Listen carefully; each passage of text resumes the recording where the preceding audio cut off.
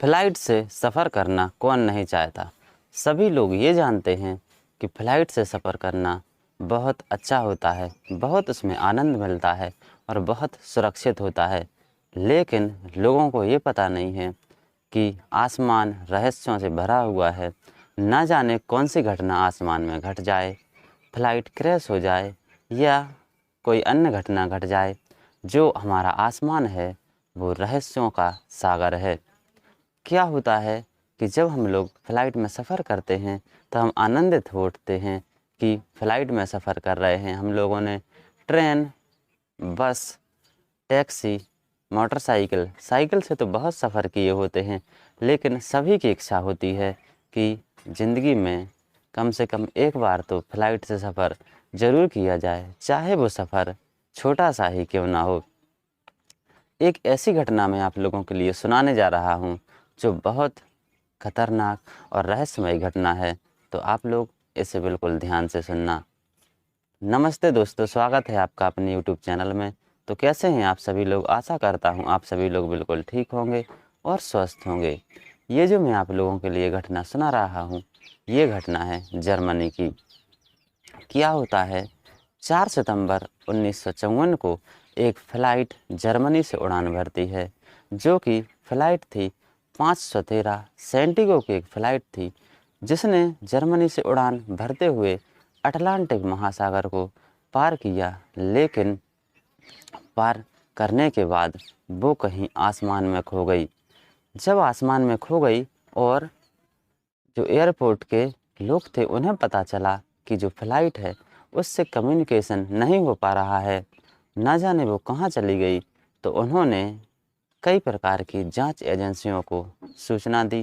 जो जांच एजेंसियां थीं उन्होंने बहुत कोशिश की उन्हें ढूंढने की।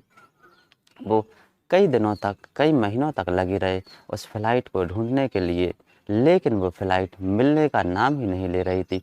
ना जाने वो आसमान में कहाँ चली गई थी। कुछ लोग सोच रहे थे कि ये क्रैश होकर अटलांटिक महासागर में गिर गई। कुछ सोच रहे थे इसे आसमान ने निगल लिया। कुछ कुछ बातें कर रहे थे, कुछ लोग कुछ बातें कर रहे थे। लेकिन जो जांच एजेंसियां थीं वो बहुत मेहनत कर रही थीं उसे ढूंढने के लिए, बहुत कोशिश कर रही थीं।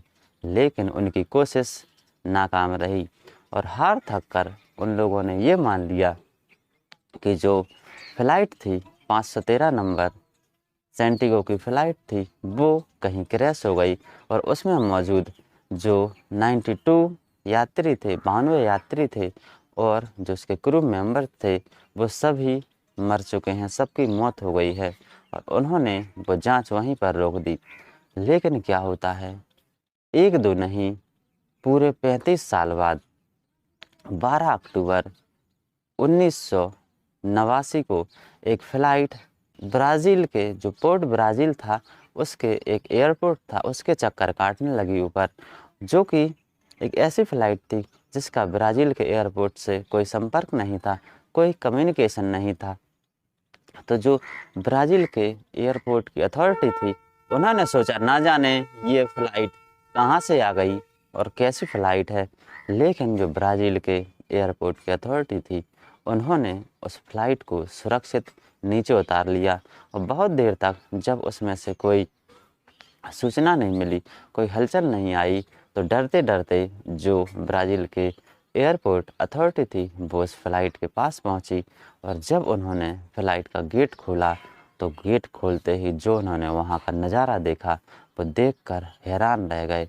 वो बहुत डर गए, क्योंकि जो फ़्लाइट थी, फ़्लाइट की सीट पर व्यक्ति नहीं थे, व्यक्तियों की जगह पर थे उनके कंकाल।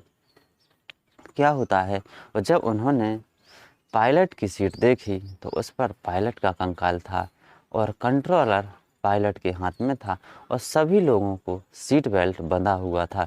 जो जितने भी कंकाल थे उसके अंदर 92 लोग बैठे हुए थे, सभी के कंकाल पर सीट बेल्ट बंधा हुआ था और पायलट था, उसके हाथ में कंट्रोलर था और इंजन अभी भी उसका चालू था।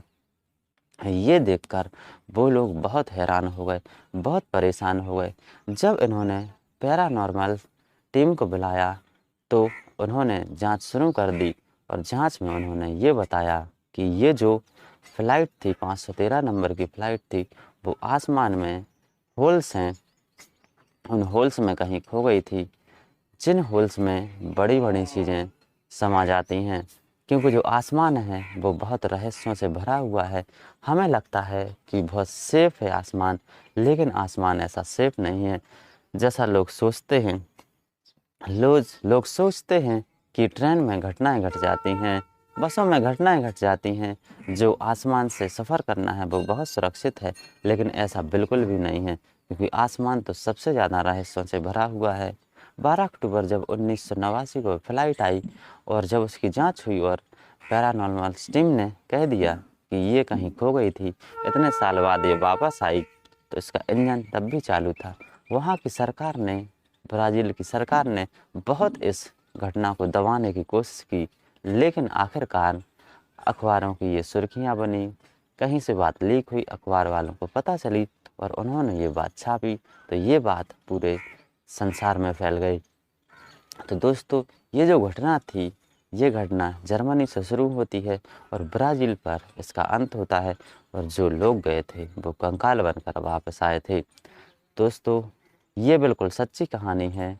4 सितंबर 1954 को इस फ्लाइट ने उड़ान भरी थी और 12 अक्टूबर 1989 को इसने लैंड किया, वो भी कंकालों के साथ।